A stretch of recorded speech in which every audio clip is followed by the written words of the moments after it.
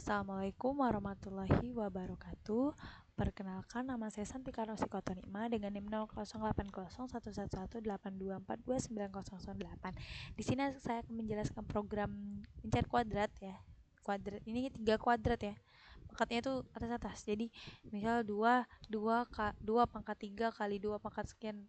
Jadi dia tuh 1 pangkat 2, 2 pangkat 3, 3 pangkat 4, 5 pangkat 6, 5 pangkat 6, 5 pangkat 3 pangkat 4, 4 pangkat 5, 5 pangkat 6 dan seterusnya.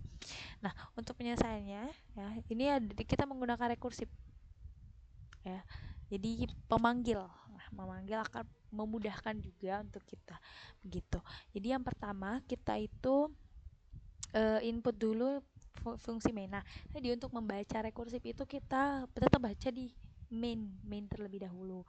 Nah, di sini include IOStream.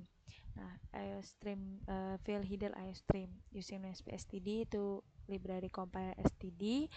Nah, lalu pertama kita ke in main. Nah, ini fungsi main dimana kita masukkan variabel cb, masukkan banyak deret ya, masukkan banyak deret itu kita input di C, lalu B.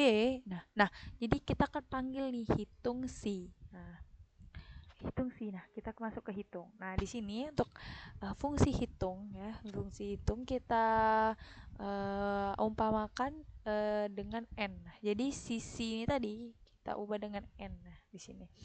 Nah, kita juga memesan variabel sum, hasil pangkat dan juga total untuk menyimpan untuk penyimpan panggilan yang sebelum-sebelumnya. Nah, seperti ini. Jika n itu sama dengan 1, maka hitung itu hasilnya itu 1. Jadi 1 itu ialah hasil hitung, nilainya hitung. Nah, jika tidak, maka bilangan pangkat, panggillah bilangan pangkat ya, dimasukkan ke sum. Panggil pangkat disimpan di hasil pangkat. Nah, jika tidak kita panggil ulang panggil kembali fungsi ya, yang dimana hasil pangkat ditambah hitung ya yang kita panggil tadi disimpan ke total. Nah, masuklah ke pangkat dulu terlebih dahulu kan, pangkat di pangkat itu kita menggunakan xy. Jadi sum ini tadi yang dimana di pangkat itu jadi y, dan n ini tadi tetap jadi x di sini. Nah, di sini juga kita akan memesan alpro, variabel alpro maksudnya. Nah, jika y sama dengan 0, maka nilai pangkat itu 1. Jika tidak, maka fungsi akan dipanggil kembali dengan x dikali pangkat x, y kurang 1 yang disimpan ke alpro. Nah, panggillah jadi ini manggillah pangkat ini. Oke.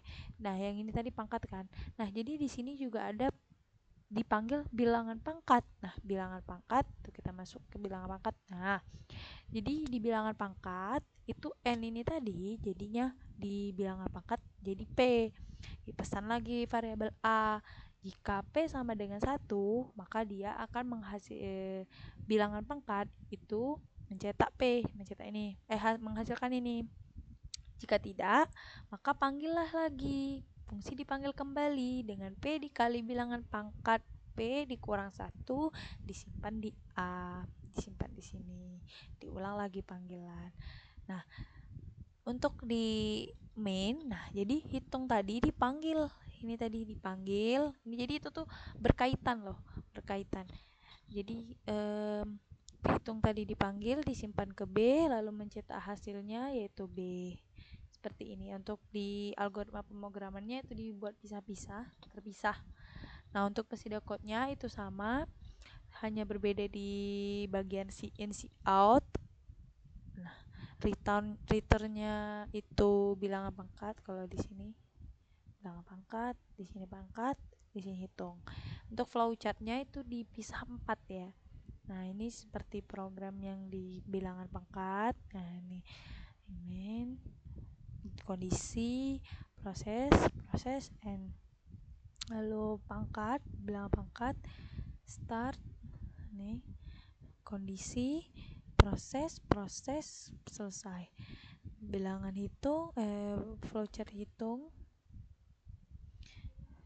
fungsi hitung ya, ini maksudnya start, kondisi, proses selesai. Ini fungsi main. Cetak, menginput, cetak, panggil, cetak, dan selesai. Oke, itu saja yang dapat saya sampaikan. Kita running. Misal banyak deretnya itu 5 deret. Nah, ini hasilnya adalah min 1148580097. Oke, itu saja dapat saya sampaikan. Jika ada kesalahan saya mohon maaf, kepada Allah saya mohon ampun. Saya akhiri, wassalamualaikum warahmatullahi wabarakatuh.